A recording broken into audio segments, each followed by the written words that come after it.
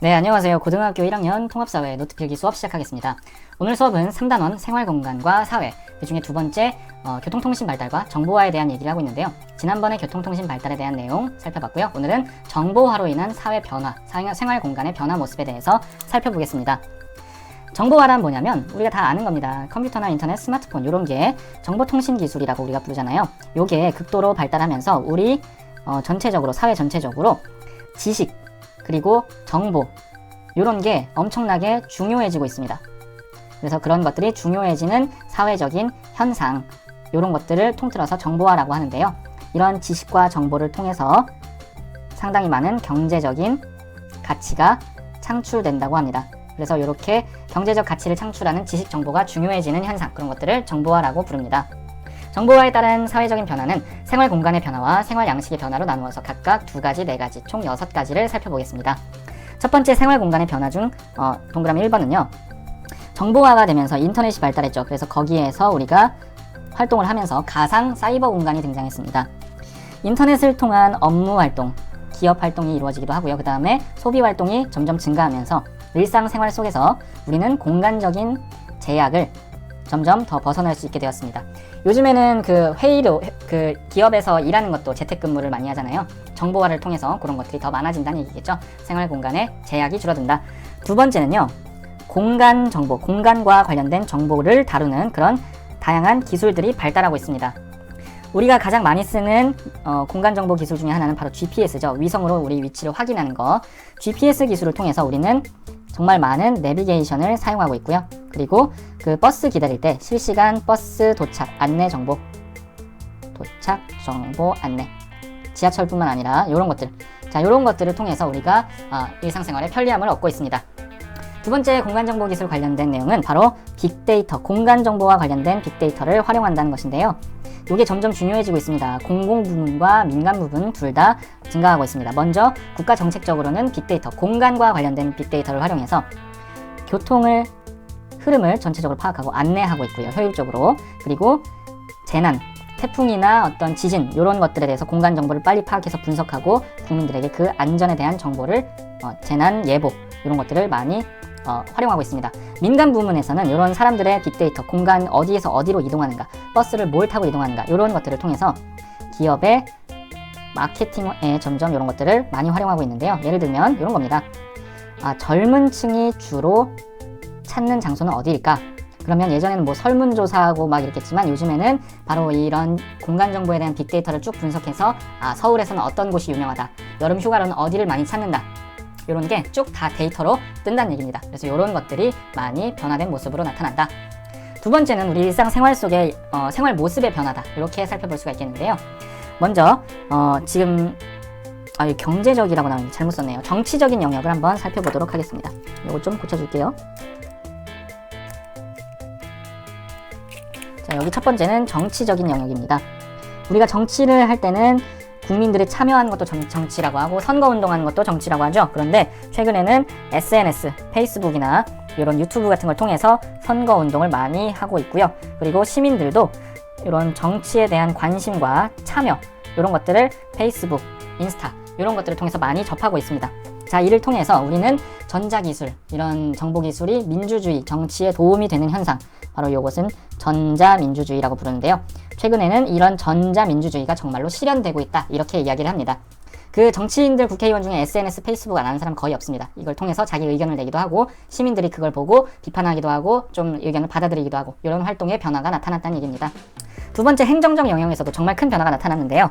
먼저 인터넷을 통해서 우리 과거에 서류 발급받으려면 전부 동사무소, 그 주민센터로 갔어야 되는데 이런 민원 접수 또는 행정 서류 이런 것들을 신청하고 또 발급해주고 이런 전 과정들을 다 인터넷으로 하게 바뀌었습니다. 그래서 요즘에는 주민센터 잘 안 가고 민원24라는 사이트에서 바로 발급받고 있죠. 주민등록등본이나 가족관계증명서 발급 같은 것들을 말하는 겁니다. 자, 이런 행정에서의 편리함도 증가했구나. 그 다음 세 번째는 경제적인 측면인데요. 경제적인 측면은 3가지로 살펴볼게요. 먼저 온라인 쇼핑이 증가하면서 집에서 쇼핑을 하면서 이 택배업들이 엄청나게 발달했다고 하죠. 요즘에 운송업이. 그리고 두 번째는요. 은행 업무도 이제는 은행에 직접 가지 않고 핸드폰으로 인터넷을 통해서 인터넷 뱅킹이라고 합니다. 은행 업무를 보는 걸. 이런 활동이 많이 증가했고요. 세 번째는 화상회의. 여러분이 그 화상 수업 때 많이 썼던 줌 같은 경우도 원래는 기업들이나 이런 화상회의로 많이 썼던 거라고 해요. 회사에서. 자, 이런 걸 통해서 기업에 다니는, 회사에 다니는 사람들의 근무도 재택근무가 증가하게 되었다. 정보와 기술이 발전하지 않아서 줌 같은 것들이 없었다면 이런 재택근무는 쉽지가 않았겠죠. 자, 이런 현상들이 나타난다는 겁니다. 네 번째, 사회적인 영역에서는 이게 쌍방향 통신 매체가 점점 증가하면서 그 병원에서는 원격 진료, 그러니까 의사랑 환자가 서로 화상으로 이렇게 얘기하면서 진단을 받는 그런 형태가 생겼고요. 그 다음 우리 많이 했던 EBS 온라인 클래스 화상 수업 같은 그런 원격 수업도 많이 발전하게 되었습니다. 온라인 클래스가 이제 화상 수업도 개발을 해가지고 2021년부터는 많이 사용을 하게 될 거라고 하네요. 자, 다음에 두 번째는요. SNS를 통해서 사람들이 많은 정보를 서로 얻게 되고 교류하고 또 그 확대가 엄청나게 빠른 속도로 증가하고 있습니다. 그러면서 사람들이 나도 이제 많이 알게 되고 서로 우리 그래 서로 문화적인 교류를 하면서 이해하게 되고 그러는 과정에서 과거에는 좀 수직적인 인간관계가 많았었는데 요즘에는 수평적인, 그래 우린 뭐 다 친구지, 뭐 누가 높고 낮고가 어딨어, 막 그렇게 사람들이 많이 알게 되고 막 이러면서 수평적인 인간관계로 사회 전체적인 모습이 변화하고 있다고 합니다. 여기까지 해서 일단 정보화에 따른 변화 모습을 살펴봤고요. 다음으로는 정보화에 따른 문제점과 해결 방안 4가지 측면에서 한번 다뤄보도록 하겠습니다. 먼저 인터넷 중독 문제가 발생했는데요. 지나친 인터넷 사용으로 대인기피증 같은 사람들을 만나기 힘들어하는 그런 현상들이 증가하기 시작했습니다. 그러니까 얼굴을 맞대고 대면적인 친구와 또는 다른 사람과 만나는 인간관계, 이런 것들이 많이 어려워하고 줄어들게 되었다. 자, 요게 많아지면서 이제 일상생활에 지장도 많이 주게 되겠죠. 인터넷에 중독돼서 밤새 게임을 하거나 또는 뭐 다른 걸 하다가 일상생활에 직장에 지각을 하거나 학교에 지각을 하거나 공부나 업무를 못하게 되는 이런 문제들이 많이 생기고 있습니다. 특히 인터넷 중독과 인터넷 도박 이런 문제는 매우 심각한데요. 그래서 그 국가적으로 대부분의 국가에서는 인터넷 중독을 예방하고 또는 교육하고 그리고 이미 중독이 된 사람들은 치료하는 이러한 다양한 프로그램을 시행하는 그런 방안을 마련하고 있습니다. 두 번째는요, 정보화에 따라서 사생활 침해 현상이 발생하고 있다는 건데요. 바로 나의 소중한 개인정보가 해킹이나 이런 것들을 통해서 유출되는 경우를 우린 뉴스를 통해서 심심치 않게 볼 수가 있습니다. 또는 어떤 정보에 접근할 수 있는 공무원이 나의 정보를 빼돌려서 그걸 나쁜 짓에 쓰거나, 자, 우리는 이런 개인정보가 상당히 민감한 것이기 때문에 이런 것들을 처벌하는 그런 법도 만들었는데요. 그래서 이런 문제점에 대응하기 위해서 만들어진 법이 개인정보보호법이라고 합니다. 그래서 여러분이 그 어떤 친구의 얼굴이나 신체 또는 그 친구의 개인정보를 인터넷이나 페이스북, 유튜브에 올려서 이렇게 공공연하게 유출시키는 경우에는 이 법에 따라서 처벌을 받게 된다고 합니다. 세 번째는 바로 사이버 범죄인데요. 사이버 공간에서는 익명성, 내가 누군지 이름을 모르잖아요, 사람들이. 그래서 이걸 통해서 갖가지 범죄가 증가하고 있습니다.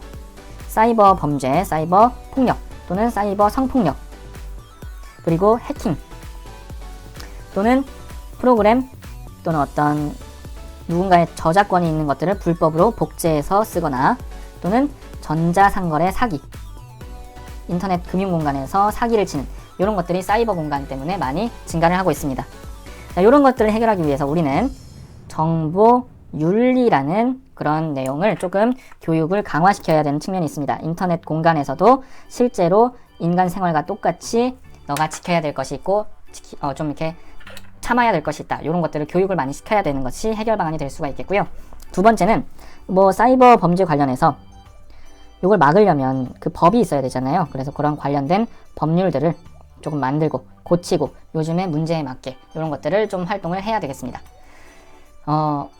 어떤 범죄를 처벌하려면 관련 법이 있어야지 이 사람에게 감옥을 보내거나 벌금을 줄 수가 있는데 관련된 법이 없다면 또는 예전 상황에 맞는 법이라서 지금과 맞지 않다면 이런 문제들을 해결할 수가 없겠죠. 그래서 사이버 성폭력 또는 학교 사이버 폭력 관련된 법들이 지금 많이 정비되고 준비되고 있다고 합니다. 그런 내용을 말한 겁니다. 네 번째, 정보 격차라는 건요. 정보에 접근 가능한 제도나 환경 차이에 따라서 정보에 어떤 좋은 정보에 접근할 수 있는 능력, 이런 것들의 차이가 나타나고 있습니다. 자, 이러한 차이는 지역에 따라서 그리고 계층에 따라서 부자이냐 가난하냐 아니면은 연령에 따라서 이러한 정보 격차가 증가하고 있다고 합니다. 아무래도 어르신들은 이런 기기를 사용하는 데 있어서 좀 어려운 면이 많기 때문에 정보를 쉽게 접하지 못하는 면도 있고요. 그 재난지원금 같은 경우에도 인터넷으로 신청하는 것을 좀 어려워하시는 분들이 많았죠. 그래서 이런 문제가 발생할 수 있다는 겁니다. 또 가난한 가정이나 집에서는 와이파이도 없을 수도 있기 때문에 그런 인터넷의 부재로 인한 학습 정보에 접근할 수 없다든가 뭐 그런 다양한 문제들이 나타날 수가 있습니다. 그래서 우리는 정보 소외 계층, 정보를 얻지 못하는 그런 계층들에 대해서 다양한 복지 제도를 실시하고 있는데요. 예를 들면 무선 와이파이를 보급한다거나 또는 와이파이뿐만 아니라 그 태블릿 같은 기기를 보급하는 등 이런 것들을 진행하고 있고요. 최근에 그 원격 수업이 되면서 그 태블릿 같은 것들을 교육청에서 많이 이제 보급을 했다고 합니다. 그런 것들이 바로 이런 사례가 될 수가 있고요. 두 번째는 어르신들, 나이가 많은 어르신들 같은 경우에는 이러한 정보에 대한 어려움, 접근의 어려움, 기기 사용에 대한 어려움이 있기 때문에 이런 정보화 교육을 통해서 어르신들도 요즘에는 유튜브 같은 것도 많이 하고 막 그런 식으로 변하고 있다고 합니다.